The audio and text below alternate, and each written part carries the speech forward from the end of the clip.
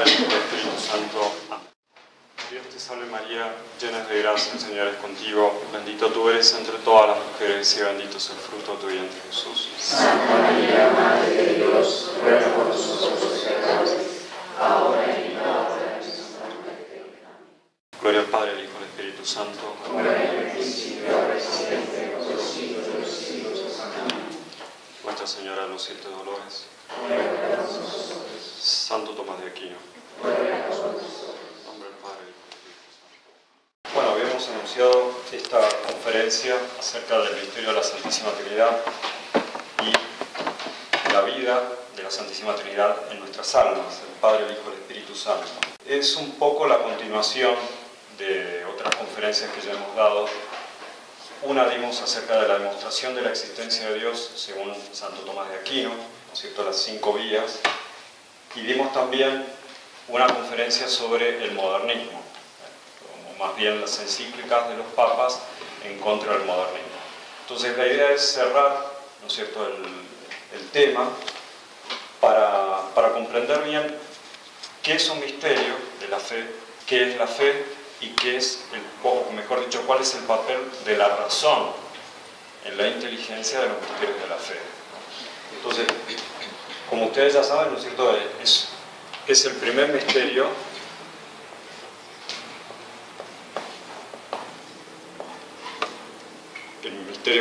primero y el más grande de la revelación de la Santísima Trinidad. O sea, que haya un Padre, un Hijo, un Espíritu Santo, eso no lo podemos llegar a conocer por la razón. En la conferencia sobre la demostración de la existencia de Dios, habíamos dicho que, o mejor dicho, Santo Tomás de Aquino ponía 5 vías para llegar al conocimiento de un Dios único, de un único Dios. Y habíamos dicho, ¿no es cierto?, que como conclusión de esas 5 vías, Santo Tomás de Aquino decía que Dios es el primer motor del universo, es la primera causa eficiente de todas las cosas, es el primer ser necesario, es el primer ser, el primer ente, la 4ª vía, y es la primera inteligencia, la 5ª vía. Entonces, Santo Tomás, si ustedes hacen memoria, nos decía todo eso de Dios. Eso se puede llegar a conocer por la razón. Es bastante difícil, pero digamos, el ejercicio de la filosofía, de los grandes filósofos, depurando, ¿no es cierto?, los conocimientos racionales a lo largo de la historia de la humanidad, especialmente Aristóteles, llegó a eso, al conocimiento de la existencia de un único Dios, creador de todas las cosas, y que es el ser más perfecto y que ordena todas las criaturas a un último fin con su inteligencia. Y ese último fin es el mismo. Entonces, hasta ahí, esas son las posibilidades de la razón. La razón no puede llegar a un misterio tan grande como es descubrir que ese Dios, sin dejar de ser único, en esencia, en sustancia, es trino en personas, son 3 personas, Padre, Hijo y Espíritu Santo. Eso ya la supera a la razón. Entonces la razón, vamos a poner acá, llega hasta, demuestra, mejor dicho, la unidad de Dios, de la esencia divina, pero necesita la fe. Nuestra inteligencia por la sola razón no puede llegar, ¿no es cierto?, al conocimiento de la pluralidad en Dios. Pluralidad de personas. Para eso exclusivamente se necesita la fe, la revelación. De hecho, eso está en la revelación. No se le hubiera ocurrido a ningún filósofo decir que Dios es Padre, Hijo y Espíritu Santo. Eso ni Sócrates, ni Platón, ni Aristóteles, que eran los filósofos más inteligentes y que llegaron realmente al conocimiento de un único Dios, como venimos diciendo, no podían llegar a la pluralidad de personas en Dios. Eso lo tenemos nosotros, gracias a Dios. Es un privilegio, ¿no es cierto?, de amor, de que Dios nuestro Señor nos ha revelado. Nos ha revelado, ¿no es cierto?, que es Padre, que es Hijo y que es Espíritu Santo. Entonces, las 3 personas, ¿no? Padre, Hijo y Espíritu. Son 3 personas distintas, es lo que hemos aprendido en el Catecismo y es lo que nosotros vamos a tratar un poquito de dar algunas ideas para, obviamente no comprender, porque la razón no puede llegar a comprender el dato revelado, pero sí explicar algunas cosas y penetrar un poquito en la inteligencia de este misterio. Cómo hicieron los grandes padres de la Iglesia, especialmente San Basilio, San Atanasio, San Agustín, y después los doctores de la Iglesia, San Buenaventura, especialmente Santo Tomás de Aquino, cómo hicieron para tratar de entender, o mejor dicho, dar algunas pautas teológicas para, ¿no es cierto?, penetrar en este misterio tan grande, que es el primer de los misterios más grandes, ¿no es cierto?, el de la Santísima Trinidad. Entonces nosotros simplemente vamos a hacer un resumen de lo que hace Santo Tomás de Aquino en la Suma Teológica. Partamos de la base que hasta acá, ¿no es cierto?, llega nuestra razón. Demuestra solamente la unidad de Dios, hay un único Dios. Es contradictorio que existan muchos dioses. Solamente existe un Dios verdadero, que es primer motor, que es primera causa de todo lo creado, que es el primer ser necesario, como decíamos la otra vez, que es el primer ser, el más perfecto de todos los seres, y que es la primera inteligencia. De la esencia divina, ya partimos de este dato. ¿Qué es la esencia de algo? Ya lo hemos explicado un poquito en las otras conferencias. La esencia es lo que hace que esto sea esto y no otra cosa. La esencia del hombre, que lo hace ser hombre y no perro, es la humanidad. Es la humanidad. Lo que define al hombre es la humanidad. Ser animal racional. Bueno, eso es un logro que se lo debemos especialmente a Aristóteles. Pero ya quedó así. La esencia del hombre es lo que lo define y que lo hace ser distinto o diferente, mejor dicho, del resto de los seres que no tienen, ¿no es cierto?, cuerpo y alma, la humanidad. La esencia de Dios es la divinidad. No es la humanidad, obviamente. Él se hace hombre, Dios se hace hombre, como nosotros ya lo sabemos, ¿no es cierto?, y el Verbo se hizo carne y habitó entre nosotros. Toma una humanidad sin dejar de ser Dios. Tiene dos naturalezas Cristo. Pero eso también es otro misterio, que viene después del misterio de la Santísima Trinidad, el misterio de la Encarnación. La razón entonces solamente puede llegar a demostrar la unidad de Dios y algo de su divinidad. ¿Qué es lo que puede llegar a conocer nuestra razón de esa naturaleza divina? Bueno, lo estudia Santo Tomás de Aquino en la primera parte de la Suma, antes de pasar a la distinción de las personas. Eso también puede llegar la razón puede llegar a dar cuenta de algo de esa esencia divina, que son los atributos esenciales. Por ejemplo, la simplicidad de Dios, que Dios es simple. Todas estas cosas las hemos aprendido en el catecismo, pero sepan que la razón también puede dar cuenta de ello. Y esto es fundamental decirlo, porque nosotros ya vimos que el modernismo, ¿no es cierto?, en la encíclica de San Pío X, la Pascendi, condenaba precisamente a los modernistas, porque ellos dicen que la razón no puede llegar a demostrar la existencia de Dios y no puede llegar, ¿no es cierto?, menos a conocer los atributos esenciales de la divinidad de Dios, y que todo venía de adentro del hombre y que es un sentimiento religioso. Entonces, por eso vale la pena, ¿no es cierto?, demostrar o plantear, ¿no es cierto?, como hacen los grandes teólogos, especialmente Santo Tomás, hasta dónde llega la razón y después pasar, ¿no es cierto?, a la necesidad de la fe para descubrir la vida íntima de Dios, que es Padre, Hijo y Espíritu Santo. Los atributos esenciales, entonces dijimos, primero la simplicidad. Dios es simple, nosotros no, somos composición de cuerpo y alma. La muerte es la separación del cuerpo y alma. Hay dos principios, uno espiritual, el alma, inmortal, otro material, el cuerpo. Un ángel es más simple aún, no tiene cuerpo un ángel, eso lo sabemos por el catecismo también. Bueno, la razón también puede llegar al conocimiento de que estos ángeles tienen en su esencia este atributo de la simplicidad. Y sobre todo Dios. Dios es el ser más simple de todos, pero eso no le quita que sea perfecto. El segundo atributo que va a estudiar Santo Tomás en la primera parte de la Suma acerca de la divinidad de Dios, después de la simplicidad, es la perfección. Precisamente, los seres espirituales, mientras más simples, más perfectos.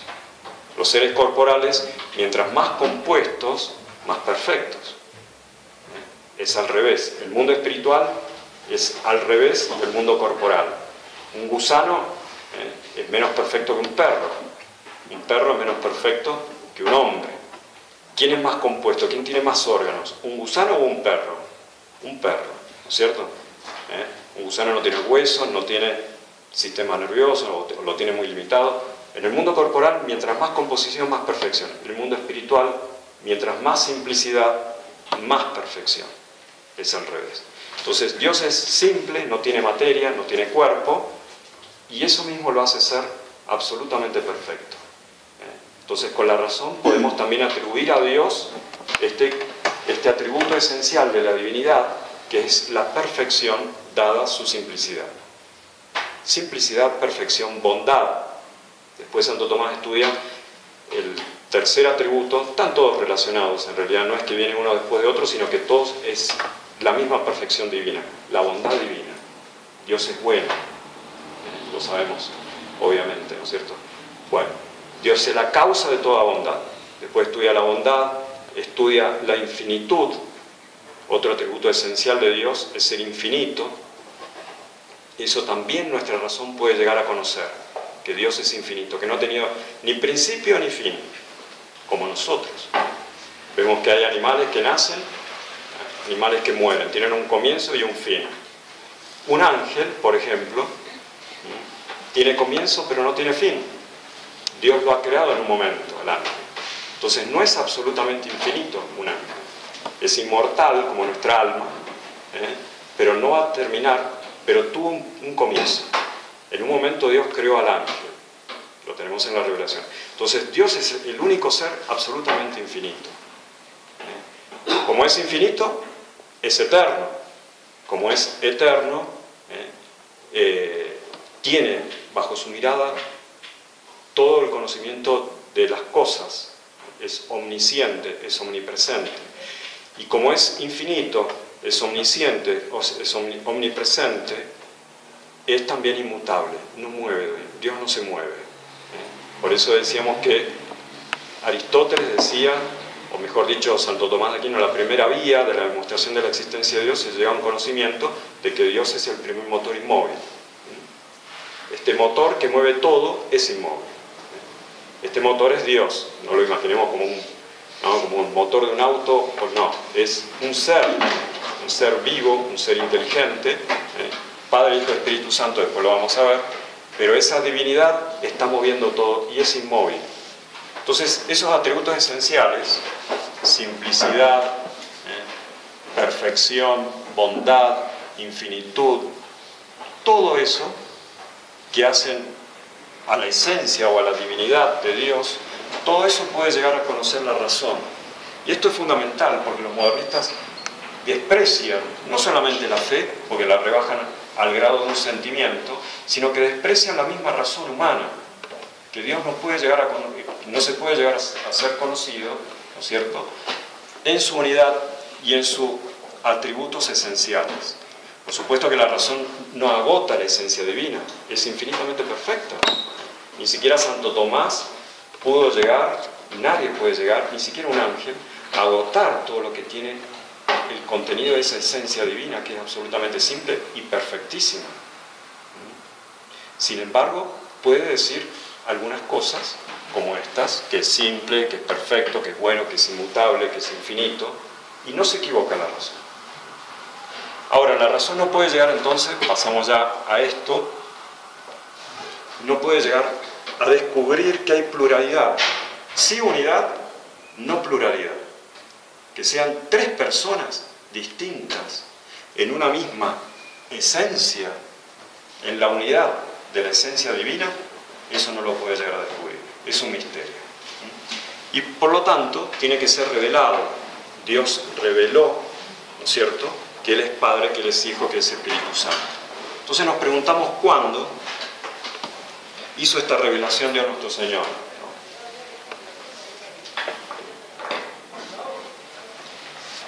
La revelación se compone, como ustedes ya saben, del Antiguo y del Nuevo Testamento. En el Antiguo Testamento, el Padre, el Hijo y el Espíritu Santo es como que están escondidos. No hay una revelación explícita de la pluralidad divina de las personas. ¿Por qué? Y básicamente por dos razones. La primera, porque recuerden que el pueblo elegido es sacado por Dios y los pueblos que rodean al pueblo elegido, ¿cierto? Abraham, eran politeístas, eran paganos y eran politeístas, o sea, su religión creía en varios dioses. Entonces, Dios nuestro Señor en su infinita sabiduría, previendo, ¿no es cierto?, de que si se revela como Padre, Hijo y Espíritu Santo a Moisés, que es el primer escritor sagrado, los 5 primeros libros son escritos por Moisés, ¿cierto? Si él se revelase a Moisés y a los profetas como Padre, como Hijo, como Espíritu Santo, quizás ellos iban a creer que eran 3 dioses y no un único Dios y 3 personas distintas. Para llegar a esto, unidad de Dios, Trinidad de personas en la unidad de Dios, sin, digamos, quitar esa unidad divina, se necesita mucho desarrollo intelectual y mucha filosofía y mucha teología. Entonces, no se quiso revelar en ese momento como Padre, como Hijo, como Espíritu Santo. En el Antiguo Testamento hay insinuaciones de la pluralidad de Dios, pero no hay una revelación explícita. La segunda razón es la más principal, la más importante, es que Dios nuestro Señor quiere dejar a su Hijo que revele a la Trinidad. Llegada la plenitud de los tiempos, el Verbo se hace carne y Cristo, el Hijo de Dios, el mismo Hijo de Dios, ¿no es cierto?, es el encargado, el que tiene la misión de revelar al Padre y revelarse a Él mismo como Hijo y revelar al Espíritu Santo. O sea que en el Nuevo Testamento sí tenemos una revelación explícita de la Santísima Trinidad. Entonces, en el Antiguo Testamento no. La razón principal es porque esa misión es propiamente la del Hijo, venirnos a revelarnos al Padre. Y la otra razón, por una cuestión importantísima también, porque estaba rodeado el pueblo elegido de pueblos politeístas que creían en muchos dioses falsos. Entonces podía llegar, ¿no es cierto?, Moisés a interpretar que el Padre, el Hijo y el Espíritu Santo eran 3 dioses y no un único Dios y 3 personas distintas. Entonces no estaba maduro todavía la captación intelectual del pueblo elegido como para discernir en este misterio tan profundo la unidad de Dios y de su esencia en 3 personas distintas. Después va a venir entonces nuestro Señor a la plenitud de los tiempos y lo va a hacer. ¿Cuáles son esas insinuaciones? Entonces, vamos simplemente a citar algunas en las cuales nuestro Señor da de alguna manera indicios de que es trino en el Antiguo Testamento. En el Génesis, por ejemplo, Génesis 1:26,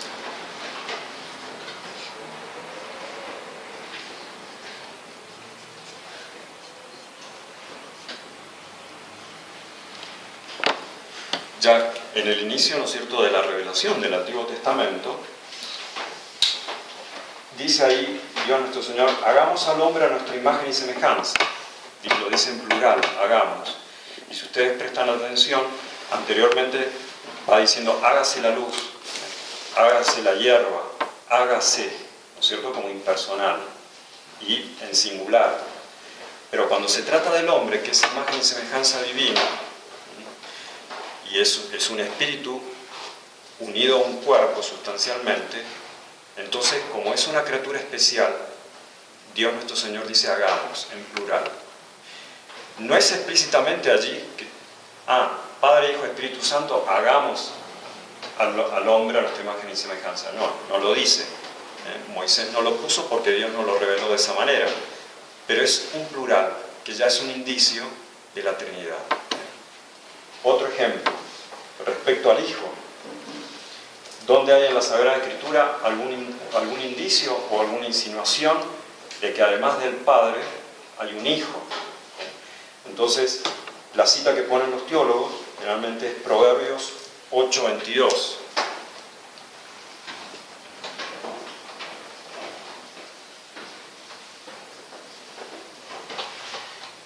Este texto a ustedes les resulta familiar porque es el texto, ¿no es cierto?, de la epístola de las fiestas de la Santísima Virgen María. que se le atribuyen o se le acomodan, ¿no es cierto?, en la liturgia a la Santísima Virgen María. Pero en realidad se está hablando de la sabiduría de Dios.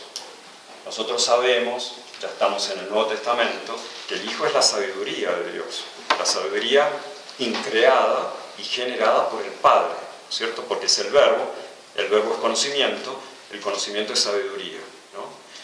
Pero ahí, en el Antiguo Testamento, simplemente se hace una insinuación, ¿no? Entonces, habla la misma sabiduría en ese texto, y dice, me dio Yahvé el ser en el principio de sus caminos, antes de sus obras.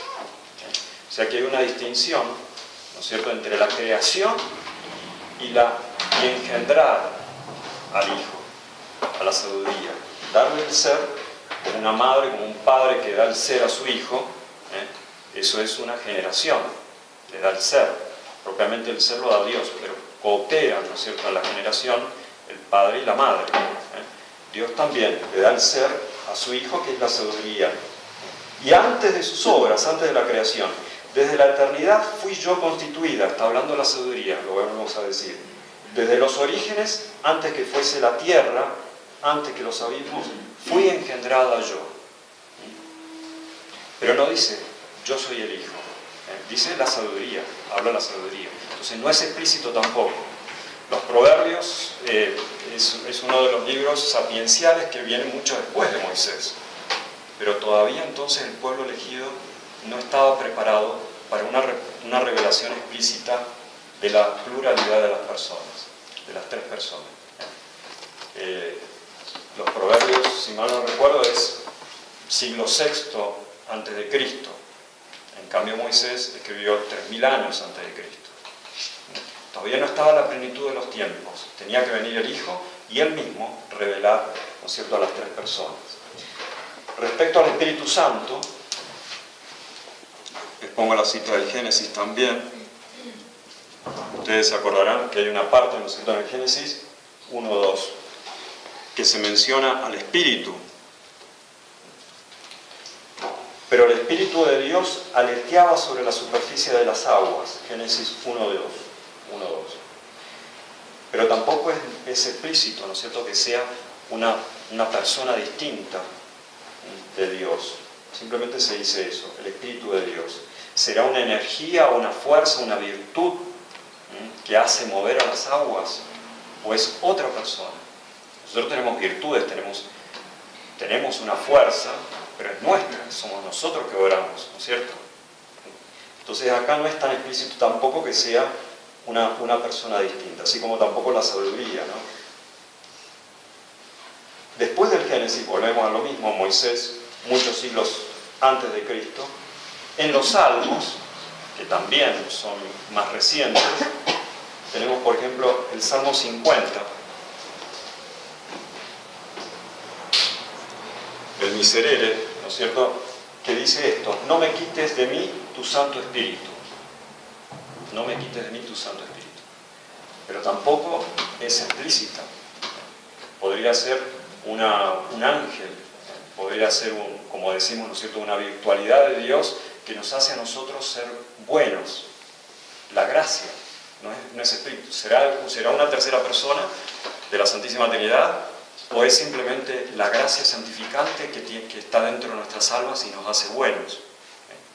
Entonces, hay insinuaciones en el Antiguo Testamento, pero como decimos, tiene que venir, ¿no es cierto?, nuestro Señor Jesucristo en el Nuevo Testamento para darnos la revelación del más importante de todos los misterios. Es el más importante de todos los misterios, el misterio de la Santísima Trinidad, ¿no?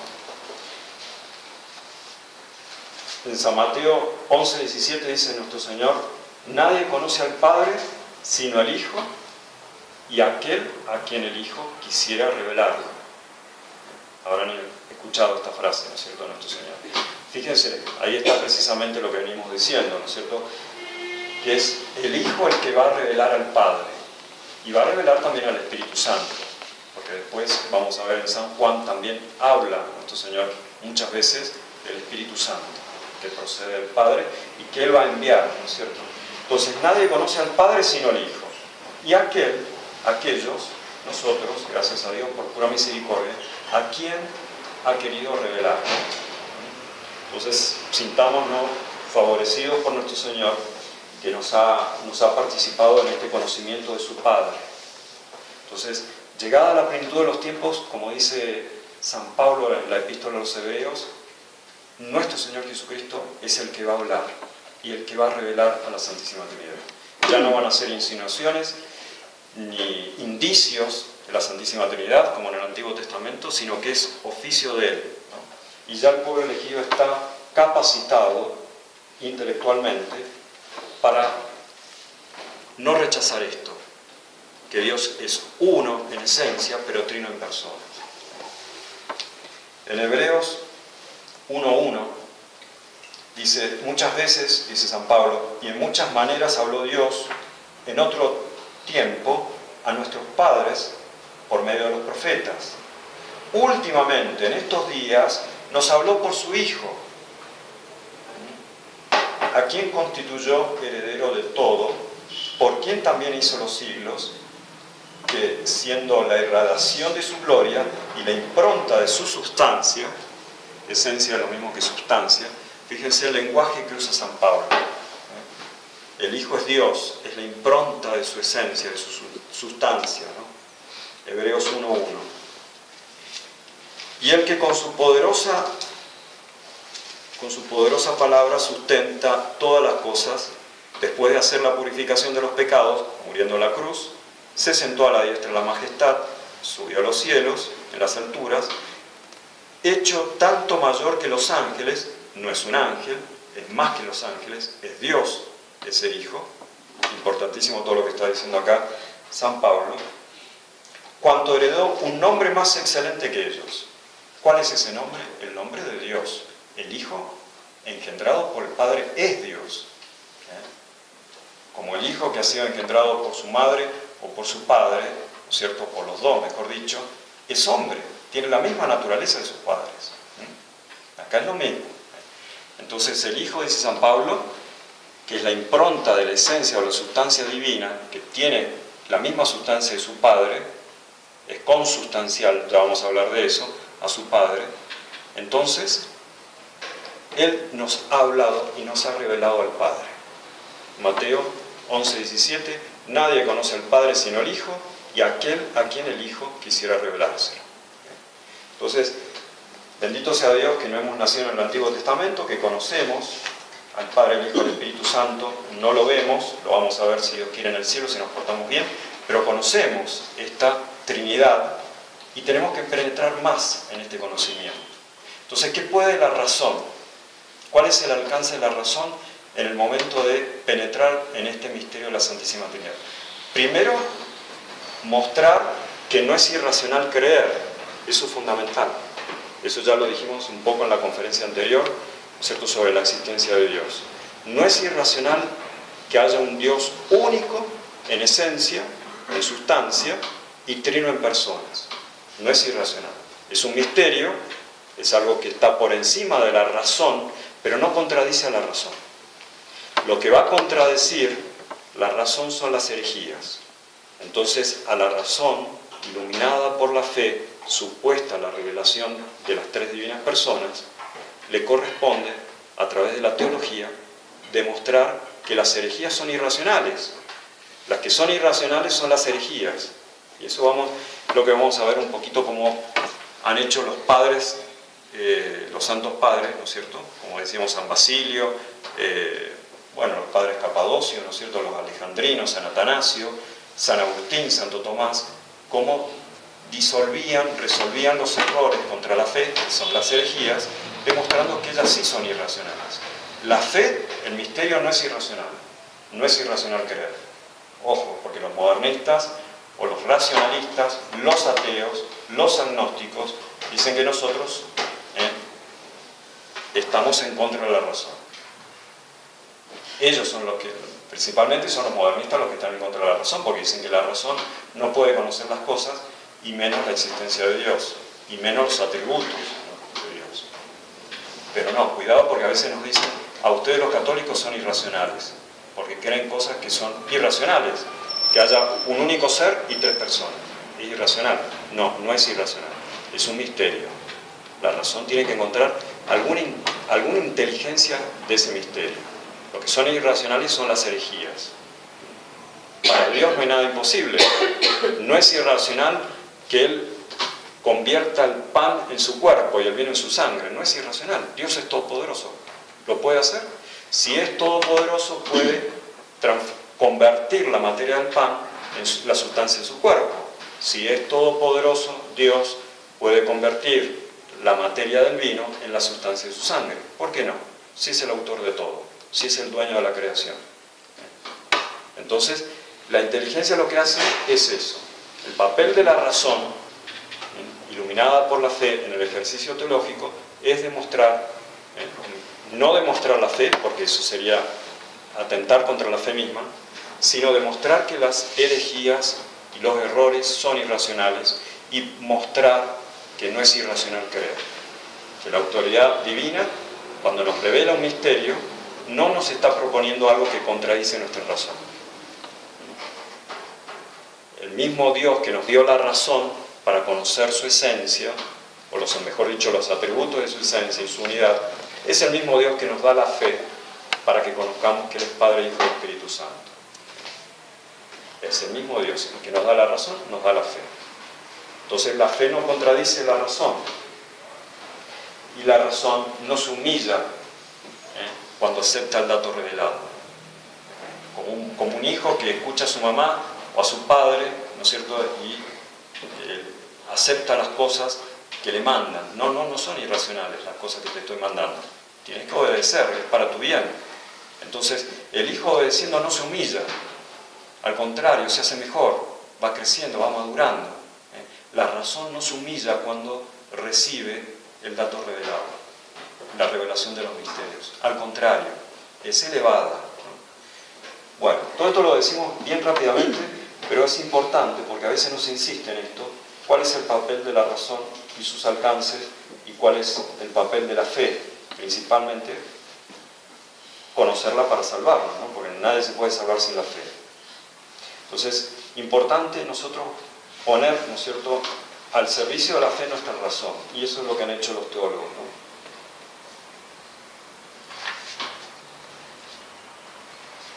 Es un misterio, ¿no es cierto?, que hayan tres personas distintas y un único ser. Es un misterio. Son tres distintos, pero no diferentes. No comparten, ¿no es cierto?, la misma naturaleza divina, sino que son la misma naturaleza divina. Nosotros tenemos tres personas humanas y son tres seres, y ellos sí comparten la misma naturaleza en especie, pero cada uno tiene su naturaleza individual. La naturaleza humana en Felipe no es la naturaleza humana en Marcela. Comparten en especie la misma naturaleza, pero la tienen individualizada. Así tuviéramos tres clones, si la ciencia moderna pudiera clonar a tres individuos, tres personas, quizás lo va a llegar a ser, no sería la misma naturaleza individual única para los tres. Cada uno tendría su propia naturaleza individual, cada uno tendría su propio ser. Si hay tres personas, hay tres seres. En cuanto a los hombres, en Dios no. Estas tres personas tienen un mismo ser. Ahí está el misterio, un mismo ser. El mismo ser divino del Padre se lo comunica al Hijo desde toda la eternidad. Ya vamos a ver cómo se explica eso. Vamos a utilizar un poquito nuestra inteligencia, como han hecho los teólogos, para tratar de entender un poquito cómo pasa esto. Y el Padre y el Hijo comunican ese mismo ser divino al Espíritu Santo, por otro camino, por otra vía. No es una generación, sino una procesión. Entonces, es el mismo ser. En los seres corpóreos, cuando yo veo tres cuerpos que están animados cada uno por su alma, no vemos el alma, pero indudablemente Felipe está vivo porque tiene un alma, se está moviendo. Si estuviera muerto, el alma se habría separado, es un cuerpo muerto. Tres personas, son tres cuerpos, son tres almas, son tres individuos, cada uno tiene sus propiedades, son tres seres. Tres personas, tres seres. En Dios, tres personas y un solo ser. Y un solo ser. Entonces, es tan maravillosa esta comunicación de Padre a Hijo y de Padre a Hijo a Espíritu Santo, que se dan todo. En las generaciones humanas o animales, el padre y la madre no le dan todo lo que ellos son al hijo, le transmiten la especie humana. Pero el hijo va a tener su propio cuerpo, su propia alma que Dios va a crear. Pero no le transmiten más que la naturaleza específica, pero no le transmiten todo. No vamos a encontrar un padre perfectamente transmitiendo al hijo todo lo que él es. En Dios, como es todopoderoso y es absolutamente perfecto y es absolutamente generoso, a su hijo le transmite todo lo que él es. Por eso decimos que no comparten, porque el concepto de compartir es participar limitadamente de algo que es común. Acá no, lo común está todo en el Padre, lo común está todo en el Hijo, lo común está todo en el Espíritu Santo. Lo común es la esencia y el ser divino, el mismo ser. Eso es fundamental que lo retengamos. Entonces pasemos un poquito a explicar esto, porque las primeras herejías, precisamente, no entendieron, no estaban capacitadas para entender esto y cometieron errores, y algunos se arrepintieron de esos errores y otros se enfrascaron, digamos, ¿cómo se dice? Con su pertinacia no quisieron reconocer la autoridad de la Iglesia y ese error lo difundieron y hicieron mucho daño. Las primeras herejías en contra de esto son principalmente la de Arrio y la de Sabelio. Arrio, bueno, él con su herejía decía que Dios era único en esencia y en persona. Dios es único en esencia y en persona. Para Arrio. Era un sacerdote de Alejandría del siglo III, pero no comprendió bien este misterio y no quiso aceptar lo que dice la revelación, porque la revelación nos habla explícitamente del Padre, el Hijo y el Espíritu Santo, y que son uno. Entonces él decía, no, Dios es uno en esencia y es uno en persona, como nosotros. Entonces, en todo caso, humanizó a Dios. Y decía que el Hijo de Dios, Cristo, no es Dios. Dice, es una criatura. Arrio, sacerdote, en Alejandría, en el siglo III, fue uno de los primeros que dijo que Cristo no era Dios. Hizo un daño tremendo, porque de Alejandría su error se difundió por todo el Imperio Romano, hasta que Constantino tuvo que, digamos, parar eso y convocó un concilio junto con el Papa, y fue el concilio de Nicea, el primer concilio ecuménico en el año 325. El credo que nosotros rezamos viene de ahí.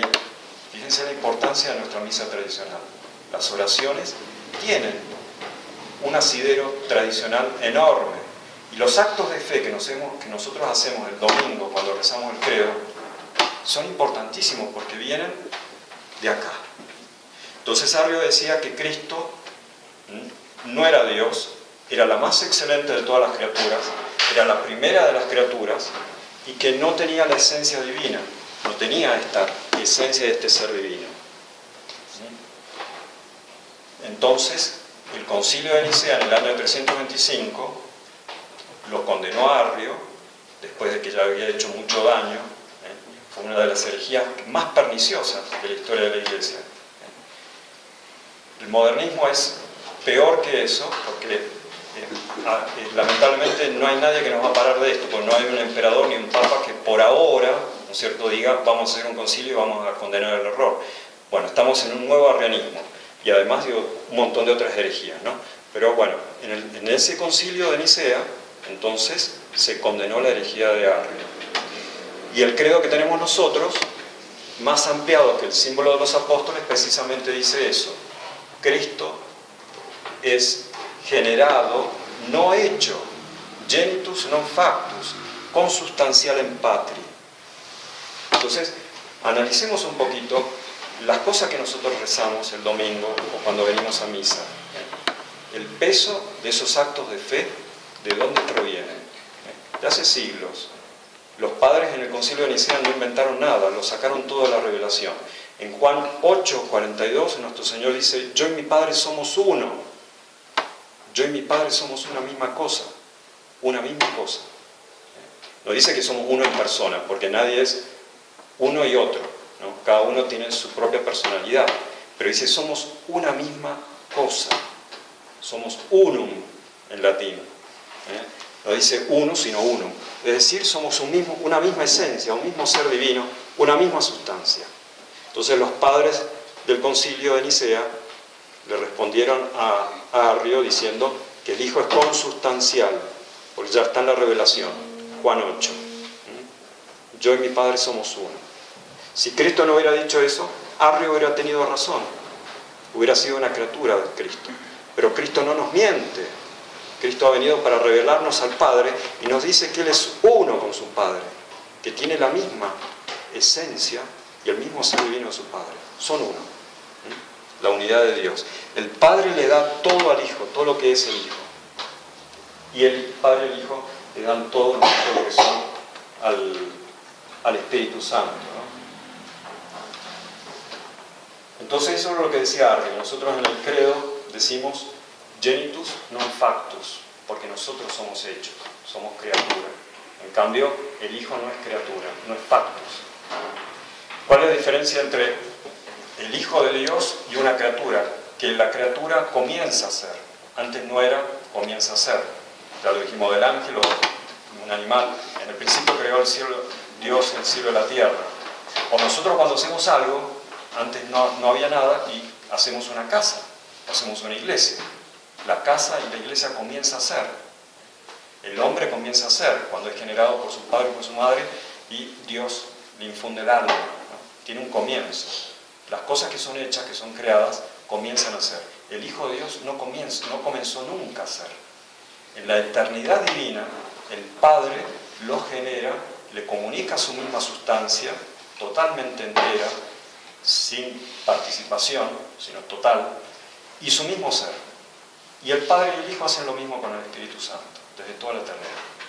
Entonces no son criaturas ni el Hijo ni el Espíritu Santo, sino que son el mismo Dios. Por eso decimos en el credo consustancial, de la misma sustancia del Padre. Eso significa, la misma sustancia. Entonces, importante retener también esto, que no es lo mismo la sustancia que la persona.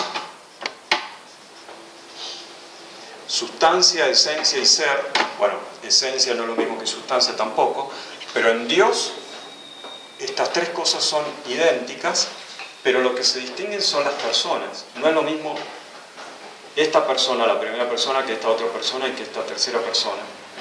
Y una cosa es la sustancia y otra cosa es la persona. Hay una única sustancia, pero tres personas divinas. Ese es el misterio. ¿Cómo lo genera entonces el Padre al Hijo? Y cómo el Padre y el Hijo no generan al Espíritu Santo, sino que lo hacen proceder al Espíritu Santo. El Espíritu Santo no es un segundo hijo. Fíjense, seguimos rezando el credo y dice respecto al Espíritu Santo que procede del Padre y del Hijo, pero no dice que es engendrado, porque Dios tiene un único hijo, no tiene dos hijos. Es decir, que procede desde toda la eternidad por otro camino, por otra vía, que no es la generación. Y es lo que la teología nos ha enseñado, bueno, ahí lo tenemos en el catecismo, yo se lo voy a leer, lo que se llama la expiración. El Padre y el Hijo expiran al Espíritu Santo. El Padre genera al Hijo, le comunica toda su esencia, todo su ser, toda su sustancia, y el Padre y el Hijo juntamente, como se aman, por vía de voluntad y amor, expiran al Espíritu Santo. Por eso se llama Espíritu. Y lo propio del Espíritu Santo es la procedencia. Por eso rezamos en el credo que procede del Padre y del Hijo. Entonces, hay dos procesiones en Dios. Hay dos procesiones. Vamos a ver. Bueno. ¿Ya?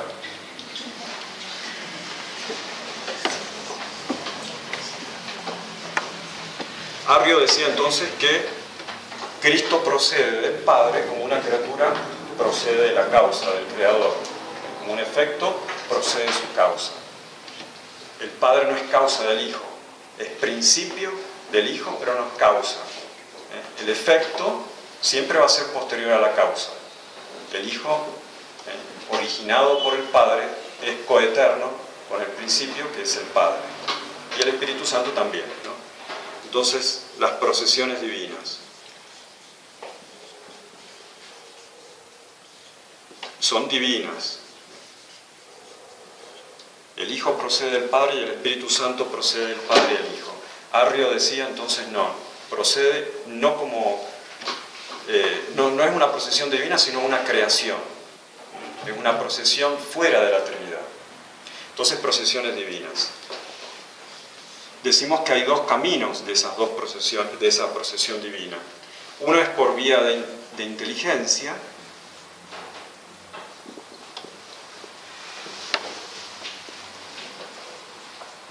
y la otra procesión es por vía de voluntad. Ustedes me dirían, pero ¿cómo han hecho los teólogos para descubrir todas estas cosas? Partimos del dato revelado, pero la inteligencia trabaja sobre el dato revelado y encuentran analogías para profundizar mejor la fe. Cosa que no hacen los protestantes no tienen teología. Bueno, ahora sí hay teólogos protestantes, primero que no son teólogos, porque no tienen la fe. Para hacer teología hay que tener la fe sobrenatural infusa por Dios, que es la fe verdadera, ¿no? La católica. Pero propiamente lo que hacen los protestantes o los evangélicos es repetir la Sagrada Escritura. Y a veces la repiten mal, cambiada o disminuida, ¿no? Porque sacan algunos textos, pero no hacen inteligencia sobre el dato revelado. Y esto es fundamental porque esto nos hace comprender un poco mejor cómo son las relaciones dentro de Dios, cómo son los misterios, comprender más la grandeza divina, la simplicidad divina y cómo en esa simplicidad divina Dios lo da todo. Del Padre parte todo hacia el Hijo y del Padre y del Hijo parte todo, el mismo ser, la misma divinidad, todos los atributos esenciales al Espíritu Santo. Entonces, una de la manera de entender estas procesiones es por analogía con nosotros, con los espíritus. Nuestro espíritu tiene una inteligencia y una voluntad. El ángel también tiene inteligencia y voluntad. Entonces, como nosotros somos seres espirituales, hechos a imagen y semejanza divina, Dios, que es nuestro creador, tiene que tener inteligencia y tiene que tener voluntad. Si nosotros tenemos inteligencia y voluntad, con más razón Dios tiene inteligencia y voluntad. Por supuesto que en Dios no están distinguidas, no son diferentes. Su inteligencia es su voluntad es su divinidad, y su divinidad es su ser y su sustancia. Dios es tan simple que todo se identifica realmente. Las distinciones son racionales, conceptuales, pero Dios es su mismo ser, Dios es su misma inteligencia, Dios es su mismo amor, su misma voluntad. Sin embargo, podemos distinguir que Dios actúa con su inteligencia y que Dios actúa con su voluntad. Entonces, la primera procesión del Padre hacia el Hijo, mejor dicho, el Hijo sale del Padre, eso también lo dice nuestro Señor en Juan, en el Evangelio de San Juan dice, yo salí del Padre, yo salí, procedí del Padre. Entonces es por vía de inteligencia. El Padre desde toda la eternidad piensa, porque si nosotros pensamos con más razón va a pensar Dios Padre, piensa, y de ese pensamiento sale, o mejor dicho, de ese acto de pensar sale un pensamiento, pero que permanece en el mismo Padre. Es una acción inmanente que enseñan los filósofos o los teólogos. No es una acción que termina fuera. Yo hago una mesa, tomo madera, la corto y hago una mesa. Hay algo fuera de mí que es la mesa. Cuando nosotros pensamos, en el acto de pensar sale un pensamiento, pero permanece dentro de nosotros. Y es distinto el pensamiento, el concepto de las cosas, que el mismo acto de pensar y que mi misma alma. En Dios hay más simplicidad, pero sí hay esa distinción. El Padre no es el Hijo, el Padre es el origen y el principio del Hijo por vía de inteligencia, y el Hijo es el pensamiento del Padre, pero no es el Padre, aunque tienen en común todo lo que ellos son: esencia, sustancia, ser, y todos los atributos esenciales. Entonces, por vía de inteligencia, el Padre genera al Hijo. Y esto lo explica muy bien San Juan. En el principio era el Verbo estaba en Dios, y el Verbo era Dios, y por él fueron hechas todas las cosas. Fíjense, ya San Juan, iluminado por Dios, utiliza este lenguaje, porque el Verbo es la palabra, porque el Verbo es el conocimiento. Nosotros lo decimos en latín, verbum, pero eso viene del griego, y él lo escribió en griego, porque los evangelistas escribieron en griego principalmente, y él pone logos. El logos es el conocimiento. ¿El conocimiento de quién? Del Padre.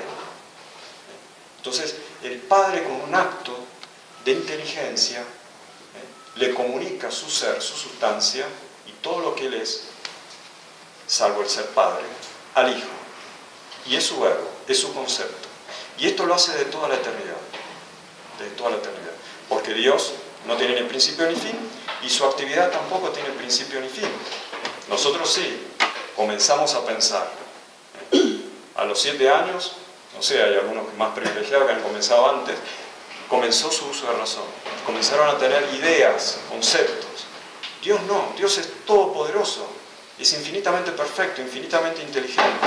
El Padre de toda la eternidad está generando, porque es una acción continua, lo decimos de esa manera para expresarlo de una manera, está generando por vía de inteligencia a su Hijo.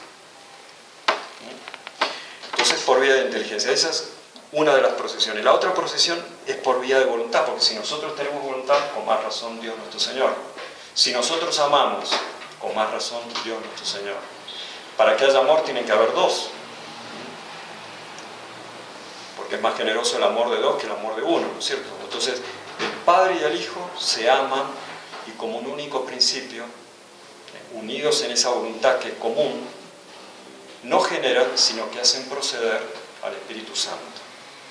Por vía de voluntad y de amor, entonces, el Padre y el Hijo, como un único principio, hacen proceder al Espíritu Santo.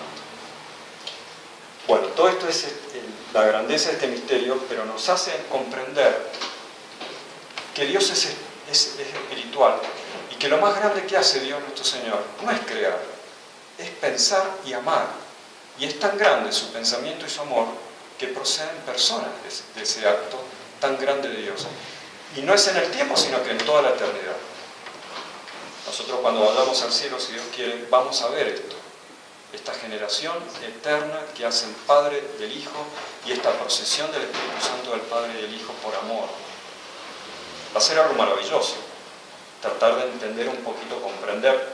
No se va a poder comprender, pero sí vamos a ver la esencia divina, y vamos a ver estas procesiones que nos van a llenar de felicidad.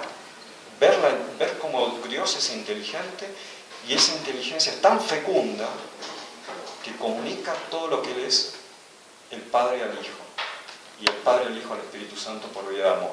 O sea, lo que debe ser ese acto de inteligencia tan grande, y ese acto de amor tan grande, ¿no?, de Dios. A eso estamos destinados en el cielo, a verlo. Y la segunda parte de esta conferencia es precisamente cómo pasa eso dentro de nuestras almas, ¿no? Vamos a ver si tenemos tiempo para hacerlo, no sé. Bueno, vamos al catecismo, porque el catecismo nos dice esto mismo, pero lo dice tan rápidamente o sucintamente que se nos pueden saltar algunas cosas. En el segundo artículo, entonces, del credo, ¿qué nos enseña el segundo artículo? Y en Jesucristo su único Hijo, nuestro Señor. El segundo artículo del credo nos enseña que el Hijo de Dios es la segunda persona de la Santísima Trinidad, que es Dios eterno. No seamos arrianos, no seamos protestantes, no seamos testigos de Jehová, no seamos modernistas. Es Dios, es consustancial, sepamos lo que rezamos el domingo. Genitus non factus, generado, no hecho, consustancial, la misma sustancia, ¿no? Dios eterno, omnipotente, creador y Señor como el Padre. Ese verbo era Dios, y por Él fueron hechas todas las cosas. Creador y Señor como el Padre, que se hizo hombre para salvarnos y que el Hijo de Dios hecho hombre se llama Jesucristo. O sea que Jesucristo es Dios. Yo y mi Padre somos una misma cosa, Juan 1:42. Y ahora decimos esto, ¿no es cierto?, lo que venimos explicando. ¿Por qué la segunda persona se llama Hijo? La segunda persona se llama Hijo porque es engendrada del Padre por vía de entendimiento desde toda la eternidad. O sea, el catecismo ya nos dice esto mismo que nos enseña la teología, pero si ustedes lo leen, o si yo se los digo así nomás, se nos va a perder, ¿no es cierto?, toda la riqueza de esta pretendida intelección de la fe, ¿no? La segunda persona se llama Hijo porque es engendrada del Padre por vía de entendimiento desde toda la eternidad. Y por esto se llama también Verbo eterno del Padre. Juan 1:1. En el principio era el Verbo, y el Verbo estaba con Dios, y el Verbo era Dios. El Verbo es Dios. Porque es el pensamiento del Padre. Se distinguen, como la inteligencia se distingue del pensamiento, pero es Dios, desde toda la eternidad. Vamos al Espíritu Santo. Octavo artículo del credo. ¿Qué nos enseña el octavo artículo del credo? Creo en el Espíritu Santo. El octavo artículo del credo nos enseña que hay Espíritu Santo, tercera persona de la Santísima Trinidad, que es Dios eterno, infinito, omnipotente, creador y Señor de todas las cosas, como el Padre y el Hijo. Todo esto es en común. La divinidad, la esencia, la sustancia divina es común en el Hijo y en el Espíritu Santo. No hay que disminuir al Espíritu Santo. Habían otros herejes que dijeron que el Espíritu era creado como un ángel, un superángel, ¿no es cierto?, que a nosotros nos hace ser buenos. No, es más que un ángel, es Dios. Es Dios. Las únicas distinciones que hay entonces en cuanto a la pluralidad de las personas, que el Espíritu Santo recibe toda esta divinidad del Padre y del Hijo, ¿no? ¿De quién procede el Espíritu Santo? El Espíritu Santo procede del Padre y del Hijo por vía de voluntad y de amor. El segundo modo de procesión, por vía de voluntad y de amor. Como de un solo principio.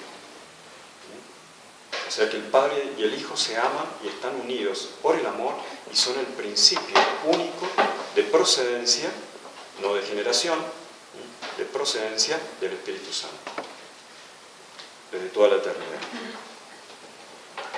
Un acto de amor infinito, hermosísimo, ¿no es cierto? Habría que ver cómo, en el cielo cómo vamos a ver eso, ¿no? Impresionante. Entonces, los dos tipos de procesión. Arrio lo que decía es que no era una procesión divina, sino que la procesión de una criatura de parte de Dios, herejía, condenado, ¿no es cierto?, en el año 325 por el Concilio de Nicea. Y por eso nosotros rezamos eso.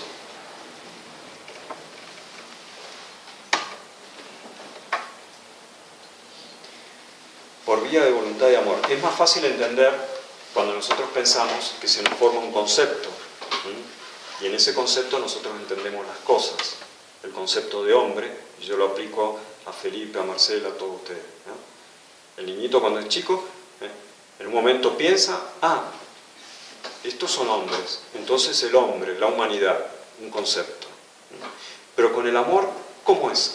¿Cómo será, ¿no es cierto?, que hay algo dentro de la voluntad que surge y que no es la voluntad, sino que es el acto del amor, y que es algo distinto? Pues lo tenemos que aplicar, ¿no es cierto?, al Espíritu Santo. Y esa analogía con el acto de amor es muy hermosa, porque nos muestra, ¿no es cierto?, algo que nos pasa a nosotros a menudo, día a día, y que tal vez nosotros no comprendemos bien. Digamos que el camino de la inteligencia es distinto al camino del amor. El camino de la inteligencia hace entrar las cosas adentro de uno. Los hombres yo los meto, los perros yo los meto, por decirlo de alguna manera, de una manera espiritual, haciendo un concepto común de hombres, un concepto común de perros. Los meto en mi inteligencia y formo un concepto. En cambio el amor es al revés, es el alma, a través de la voluntad la que va hacia las cosas, porque si no, no no nos moveríamos, ¿cierto? No iríamos al colegio, no iríamos a buscar a papá, a mamá, qué alegría te veo, qué sé yo. No nos enamoraríamos de las personas. Entonces el amor es el camino al revés, va hacia afuera. Sin embargo, para ir hacia afuera, la voluntad tiene que tener algo adentro que la está impulsando a lo que ama. Y eso es lo que se llama la procesión del amor. Hay algo dentro de la voluntad que es como, por así decirlo, como un resorte, para que lo entendamos de alguna manera, un resorte que nos hace impulsarnos a la cosa que amamos. Entonces la cosa está ahí, la persona, lo que sea, y ella lanza un resorte, por decirlo de alguna manera, y nos atrae. Entonces, la voluntad cuando conoce a alguien, o mejor dicho, la inteligencia cuando conoce a alguien, la voluntad responde, sea con amor, sea con odio, pero generalmente con amor, tendría que ser así, y se siente impulsada. Entonces, ese impulso dentro de la voluntad es lo que se llama la procedencia del amor. Y eso es lo que pasa en Dios. El Padre y el Hijo se sienten impulsados, decimos de alguna manera, y por vía de voluntad y de amor, ese impulso de amor es otra persona. Dios es tan poderoso, tan perfecto, tan bueno, que su amor se concretiza en otra persona, una tercera persona, que es el Espíritu Santo, y que es Dios también. Y esto pasa de toda la eternidad. Y ahí se cierra el ciclo de las acciones espirituales. Porque si solamente entendiéramos las cosas y no las amáramos, faltaría algo. Y si solamente amáramos a las cosas y no las entenderíamos, faltaría algo. Lo más perfecto es entender y amar, ¿no es cierto? Un papá, una mamá, entiendo a mi hijo y lo amo. Eso es lo más perfecto. Entiendo, el novio dice, yo entiendo y amo a mi novia. Sería lo ideal. Si falta algo, el proceso espiritual está truncado. Dios es tan perfecto que estos procesos se dan perfectísimamente en su simplicidad divina y surgen personas, por decirlo de alguna manera, brotan, emanan personas de estos actos espirituales de Dios, del Padre y del Padre y del Hijo.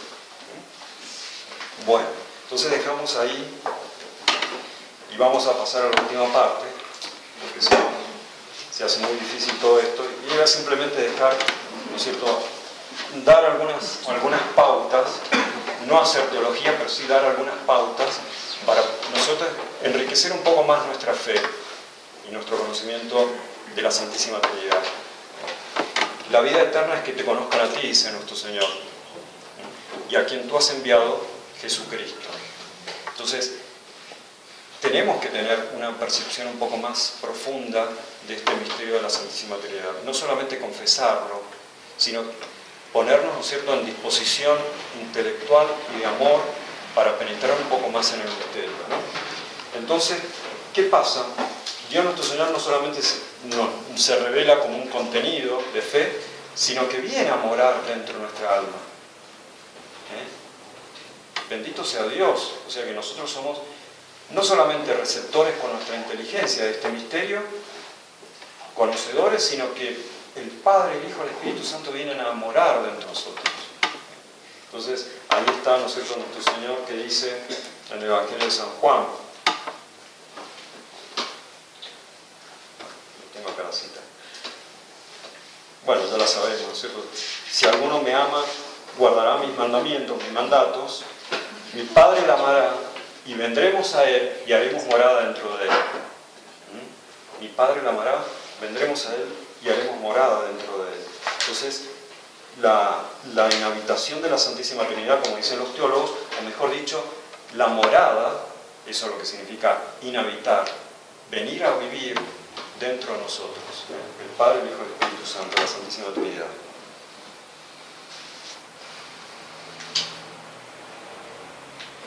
Juan 14:23, por si lo quieren anotar y después lo meditan más. Juan 14:23, nuestro Señor se está despidiendo de los apóstoles, de los discípulos, que van a la pasión, ¿no? Si alguno me ama, guardará mi palabra y mi Padre lo amará y vendremos a Él y haremos morada dentro de Él. Entonces, esto no es un mero concepto, no son palabras. Padre, Hijo, Espíritu Santo son personas que vienen a morar dentro de nosotros. 1 Corintios 3:16, ahí San Pablo habló de esto también. ¿No sabéis que sois templos de Dios y que el Espíritu Santo habita en vosotros? Jesucristo habla del Padre y el Hijo y completa San Pablo mencionando al Espíritu Santo. Somos templos de Dios. Cuando estamos en gracia de Dios, somos templos del Padre, el Hijo y el Espíritu Santo, ¿no? Entonces es importante recuperar la gracia inmediatamente después de haber cometido un pecado, ¿no? Irnos a confesar, pedirle perdón a Dios y que vuelva a entrar la Santísima Trinidad al alma, ¿no? 1 Corintios 6:19. ¿No sabéis que vuestro cuerpo es templo del Espíritu Santo? O sea que no solamente el alma, sino que también el cuerpo. Nosotros siempre somos tan fantasiosos que andamos siempre pensando en posesiones diabólicas. Pensemos mejor en esto. Las posesiones diabólicas no son tan acostumbradas como pensamos. Quizás ahora más que nunca, o en otros tiempos, ¿no? Porque hay tanto satanismo. Pero si estamos en gracia de Dios, la Santísima Trinidad del Padre, el Hijo y el Espíritu Santo no solamente moran dentro del alma, sino que tiene una posesión sobre nuestro cuerpo. ¿No sabéis que vuestro cuerpo es templo del Espíritu Santo y que está en vosotros y habéis recibido de Dios? 1 Corintios 6:19. Entonces, en estas tres frases vamos a tratar de meditar un poquito para terminar ya la conferencia sobre esta presencia de Dios uno y trino en nuestras almas. Entonces, ¿para qué está Dios en nuestras almas? Obviamente para santificarnos, ¿no? Pero expliquemos un poquito más eso. Me voy a basar en el librito de Rollo Marín, Dios y su obra. Si lo tienen, buenísimo, porque es una explicación ajustada a nuestras capacidades, ¿no es cierto? Que no se mete tanto en... Bueno, hace un resumen teológico, pero muy fácil de entender. Es un buen resumen. Entonces el Padre Rollo Marín, ahí en Dios y su obra, dice que por tres motivos o tres finalidades, la Santísima Trinidad viene a vivir dentro de nosotros, ¿no? El primero es para comunicarnos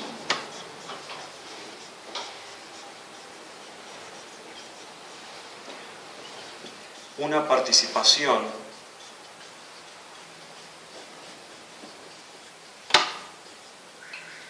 de su misma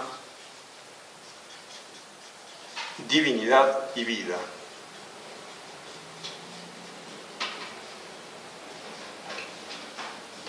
Bueno, eso es la santidad, ¿no es cierto? Recibir de Dios una participación de su misma divinidad y de su misma vida. Nosotros ya vimos cómo el Padre le comunica al Hijo, le comunica todo, a nosotros nos comunica una parte. Estar en gracia de Dios es ser hijos de Dios por adopción, no por naturaleza. Dios tiene un único hijo natural, que lo concibe por vía de inteligencia, como dijimos. Pero nosotros somos hijos, y una vez que estamos bautizados y estamos en gracia de Dios, recibimos algo de esta naturaleza de Dios. Es fabuloso que Dios venga dentro de nosotros para comunicarnos su vida. Es algo bellísimo. Dios nuestro Señor nos ama mucho. Eso no lo hace con los animales, y lo hace con los condenados que están en el infierno. No pueden tener ningún tipo de comunicación. No son hijos. Si son hijos condenados, lamentablemente. Ojalá que no pase eso con nosotros. El segundo fin, dice el Padre Rollo Marín, es para que seamos movidos por Dios Espíritu Santo.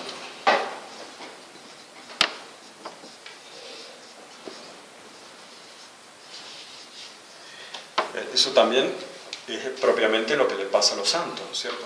No solamente tienen una participación de la misma divinidad y de la misma vida del Padre, el Hijo y el Espíritu Santo, sino que son movidos por Dios. A eso es lo que tenemos que aspirar.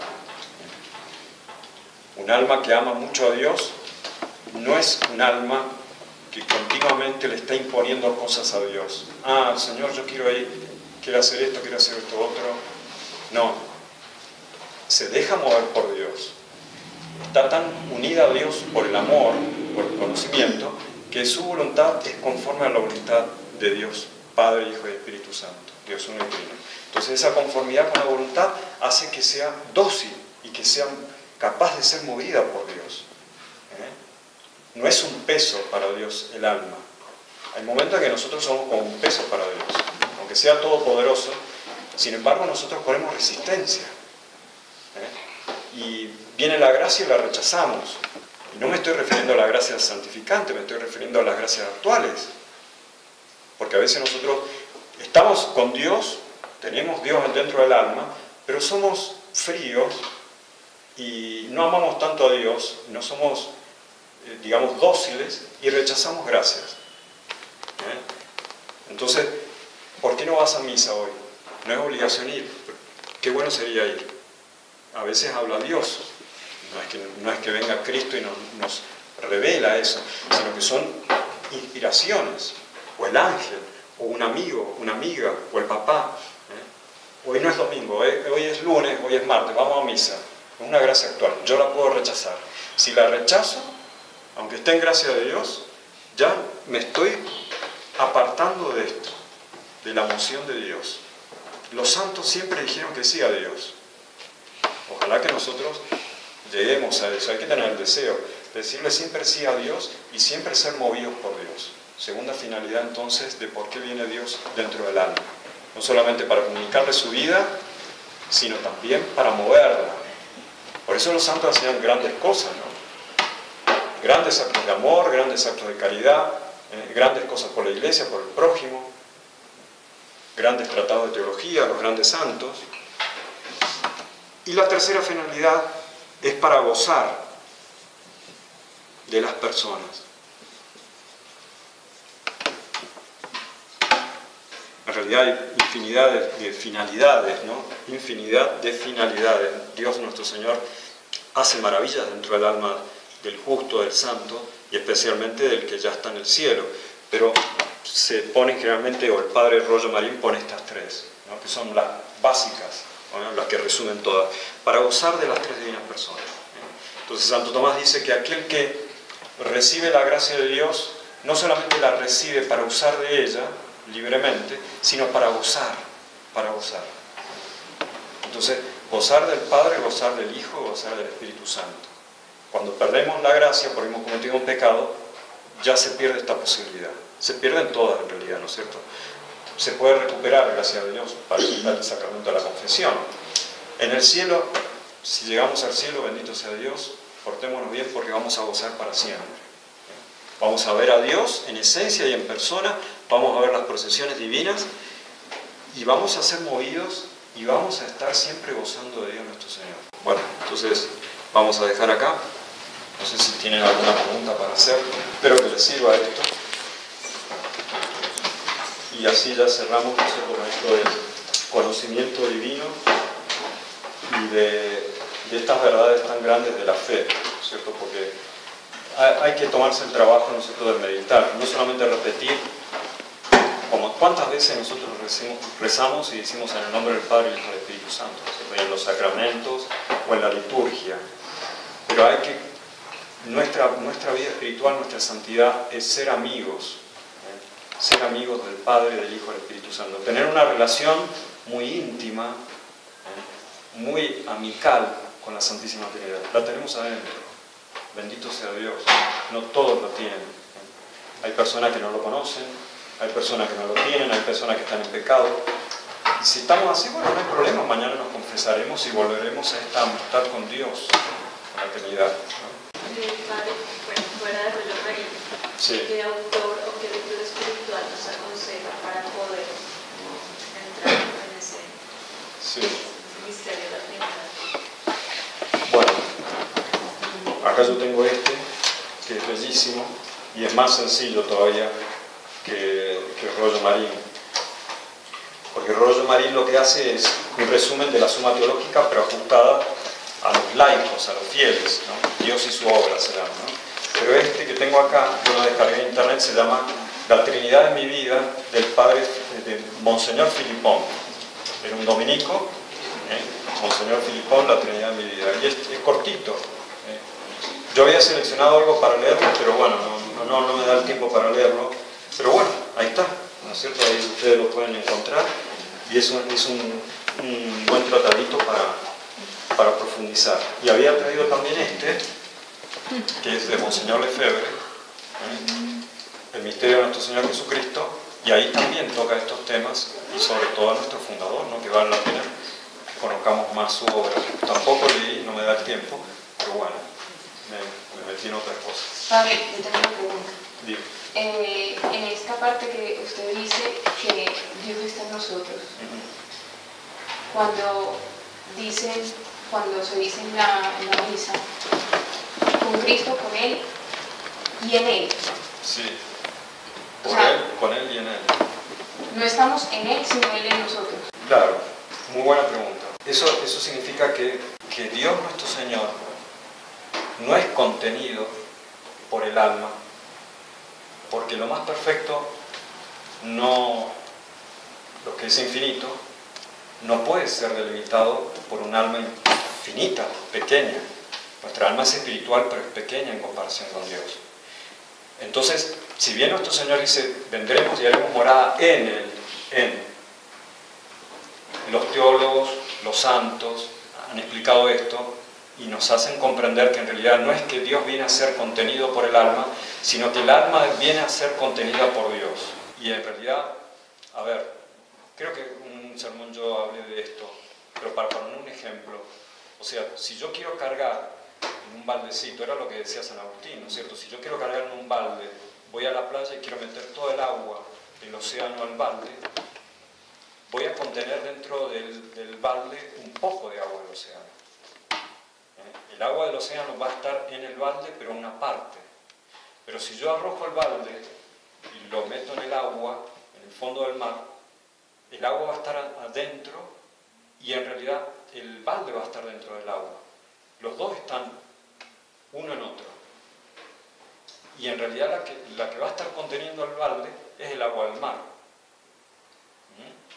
Entonces el agua, al ser más grande, contiene al balde que es contenido. Pasa eso con el alma. El alma no es que contenga a Dios, cuando se dice Dios está en nosotros, sino que el alma es contenida por Dios. Es como un océano que nos rodea por todas partes, como si nosotros nos arrojáramos a Dios y Dios fuera un océano infinito de bondad, de belleza, de perfección, y nosotros nos arrojamos en Dios. Somos nosotros que nos metemos en Dios. En realidad somos nosotros los que entramos en Dios y somos contenidos por Dios.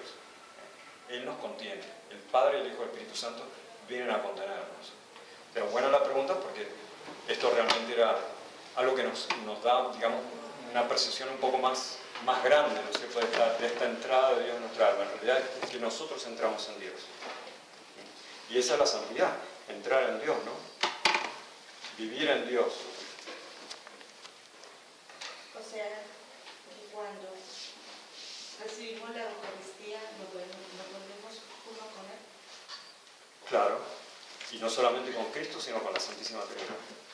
El Padre, el Hijo y el Espíritu Santo están en la Eucaristía de distinta manera, ¿no es cierto? Pero como son inseparables, esta unión es tan grande, de esencia, sustancia y ser, que donde está el Hijo está el Padre, y donde está el Padre y el Hijo está el Espíritu Santo.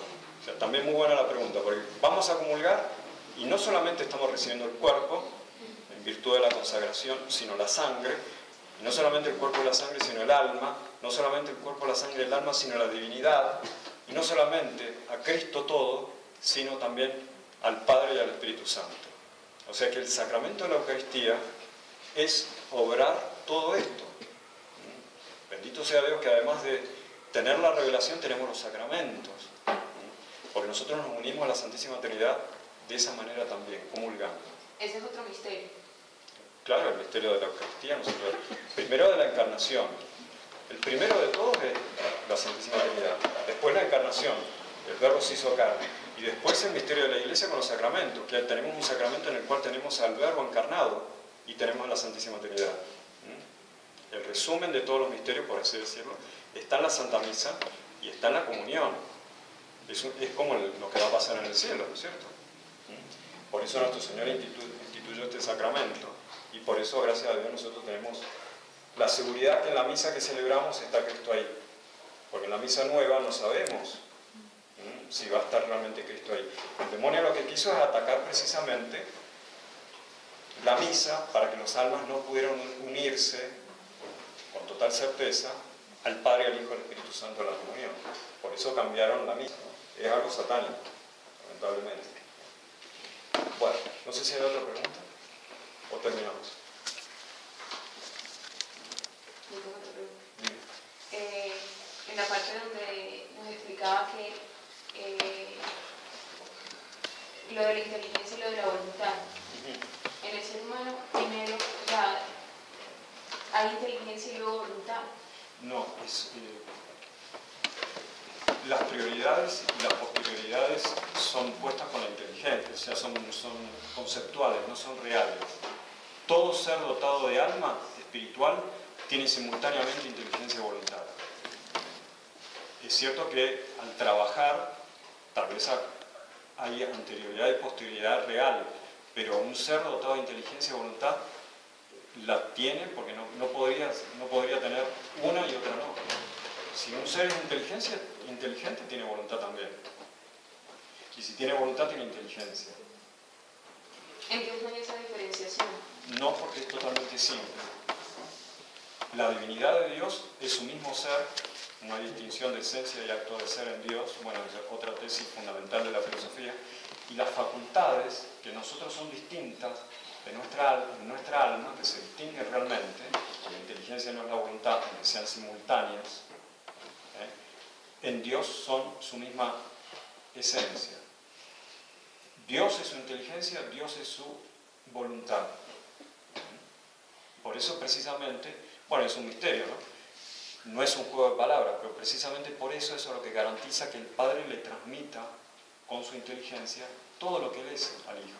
Y el Padre y el Hijo le transmitan por su amor todo lo que ellos son al Espíritu Santo. Porque es tan simple Dios que genera de esa manera y hace proceder de esa manera. Los hombres generan, tiene que haber dos sexos y tiene que haber cuerpos, y tiene que haber órganos para eso. Dios no tiene cuerpo, entonces genera, transmite vida, comunica vida con sus actos de inteligencia y de amor. Porque es un ser espiritual. O sea, tengamos una idea muy grande de Dios nuestro Señor. Y esa perfección divina nos tiene que anonadar, ¿no es cierto? Nosotros somos muy, muy pequeños y a veces utilizamos la inteligencia y a veces la utilizamos mal, pero Dios no, es un ser inteligente y siempre la usa bien, y su inteligencia es tan fecunda que genera a un hijo, y ese hijo tiene todo lo que Él es, solamente que se distinguen en cuanto a personas. Bueno, dejamos acá. Muchas gracias. En nombre del Padre, del Hijo y del Espíritu Santo. Dios te salve María, llena de gracia, el Señor es contigo. Bendita tú eres entre todas las mujeres y bendito es el fruto de tu vientre, Jesús. Santa María, Madre de Dios, ruega por nosotros pecadores, ahora y en la hora de nuestra muerte. Amén. Gloria al Padre, al Hijo y al Espíritu Santo.